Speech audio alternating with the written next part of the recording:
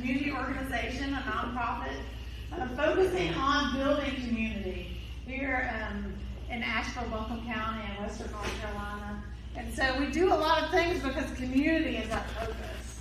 We understand that we sort of live our lives in the community. And so we focus on home, health, equity, and opportunity for all here in our mountain home.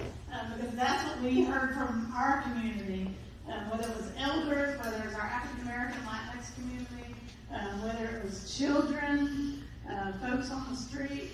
We kept hearing a lot of the same things that we were all longing for. You all might call it shalom, right? That we all are longing for shalom. And how do we get there? Tikkun olam, right? And so we have to practice our way into the world that we want to live in. And so that's what we do every day, as we begin to build relationships right on the ground, whether it's in neighborhoods, whether it's walking with people who are living on the streets, who don't have a home, and we build really deep relationships. And then we say, how do we work together? So that's why we wanted to come here tonight and say, how do we work together? So in that, as we built community, what we realized is that community is so powerful. I tell you, there was a study done in 2019 by North Carolina State University, and they asked one question of North Carolinians: what is your number one struggle? And I was very fascinated with the result, which was the number one struggle of North Carolinians is disconnection.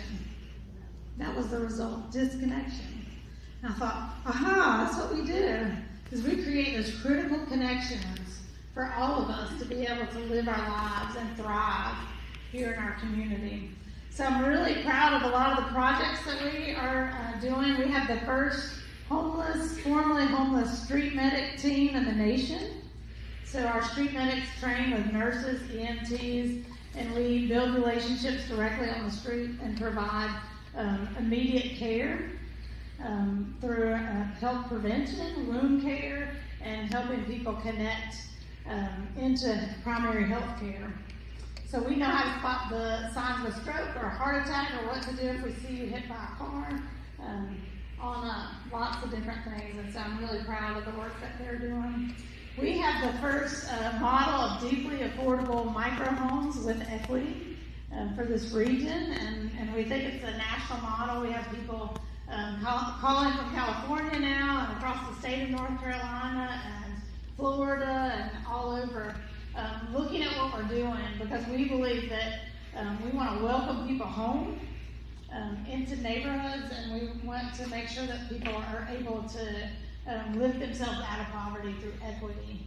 And so that's for folks with extremely low income. So think about homeless people on the street, disabled veterans, elders on fixed incomes, workers who are struggling to be able to afford to live in the town where they are working. So I'm really excited about that. And then we're doing a lot of racial equity work. We know systemic racism is a huge issue here and across the country. So we are working to create racial healing and to do racial equity public policy work through Asheville and Espanol and Asheville and Black. And of course, COVID response. We've spent about 2.5 years on the front lines responding to the COVID-19 pandemic, whether it was doing vaccinations on the streets, at bus stations, and restaurants for workers and mobile home communities. We delivered 5 million pounds of food out to area neighborhoods during the pandemic. PPE in, I think, 11 different counties in Western North Carolina in the height of the pandemic. So lots of really wonderful work. And I just want to tell you that we'd love to get to know you better. We'd love to have you join us, because we know when we put our hands and hearts together, there's nothing that we can't do. We can imagine a world where we all thrive, and we can build that world together. So thank you again for having us tonight. And I don't know who in alphabetical order is after Felix. She's going to